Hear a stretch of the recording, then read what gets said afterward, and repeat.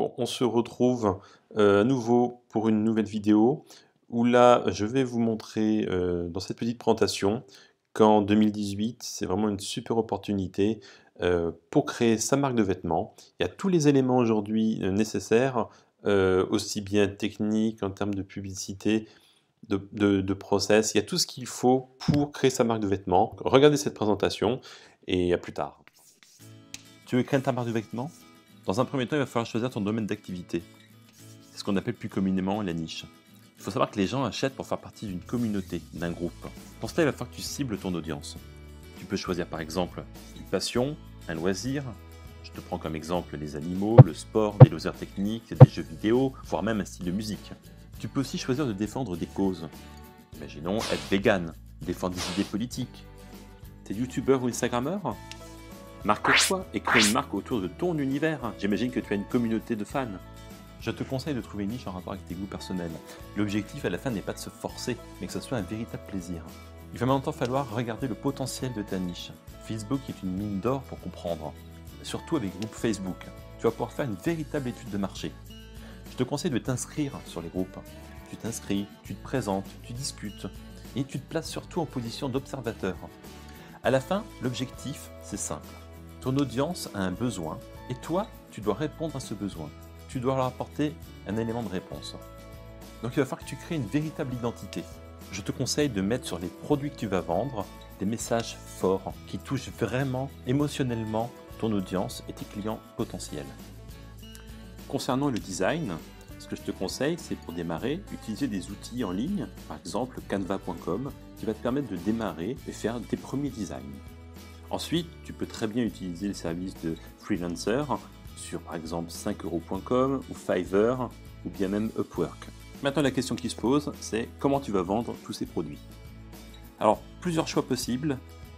Tu fais fabriquer tes produits par une usine, tu as ton stock et tu te débrouilles pour les expédier. L'avantage, c'est une meilleure marge. En gros inconvénient, c'est que c'est toi qui vas gérer la logistique et c'est toi qui vas gérer les expéditions. Il faut aussi penser que tu dois acheter le stock. Donc il y a un risque financier qui est considérable, parce que tu ne sais pas ce qui va marcher et pas marcher au début. Deuxième possibilité, c'est ce que l'on appelle le print on demand. Donc là, le principe est simple. Tu reçois une commande, toi-même tu passes une commande auprès de l'usine, et c'est l'usine qui va complètement gérer la fabrication et l'expédition.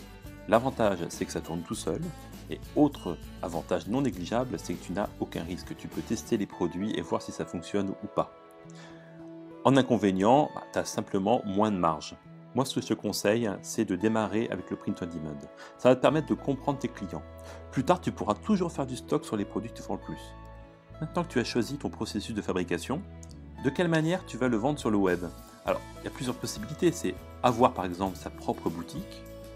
Tu as des outils pour ça, comme Shopify, Magento, WooCommerce. Autre solution, vendre sur Amazon.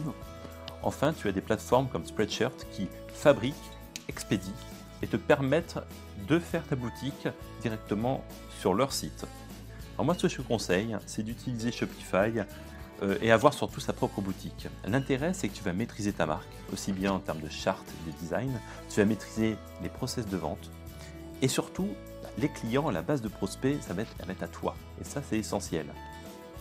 Maintenant que tu as ta boutique, il va falloir la faire connaître. Parce que si tu n'as pas de prospects, pas de visiteurs, tu feras juste zéro vente. Alors plusieurs possibilités. La première, c'est par exemple utiliser YouTube et Instagram. Tu vas contacter les influenceurs sur ta thématique et leur demander tout simplement qu'ils parlent de ta marque contre rémunération. Dans le même style, avec les Instagrammeurs ou les YouTubeurs, c'est faire de l'affiliation. Tu vas les payer quand ils t'apportent un client. Tu vas bien entendu utiliser Facebook. Faire de la publicité payante, mais aussi faire du réseautage et faire marcher le bouche à oreille sur ta thématique. L'objectif est de récupérer un max de contacts et de prospects, et ce gratuitement. Alors je t'ai parlé bien entendu de Facebook, il ne faut pas négliger Google, qui est une source de trafic considérable, aussi bien en termes de publicité, que ce soit Google ou YouTube, mais aussi ce qu'on appelle le SEO, c'est le référencement naturel. Troisième possibilité, apporter de la valeur à tes visiteurs. Positionne-toi comme leader, influenceur sur ta thématique. Donne-leur du contenu. Ça va te permettre de fédérer une communauté et surtout de les fidéliser. En tant que gros hacker, je ne peux pas m'empêcher de te parler d'une dernière possibilité, c'est bien entendu essayer de faire un buzz. Alors, il n'y a pas vraiment de règles, même s'il y a des tendances. On sait que les gens aiment beaucoup les scandales, tout ce qui est émotionnel. Donc, si tu arrives à jouer avec l'humour et faire quelque chose qui est viral, tu peux faire exploser le nombre de visiteurs.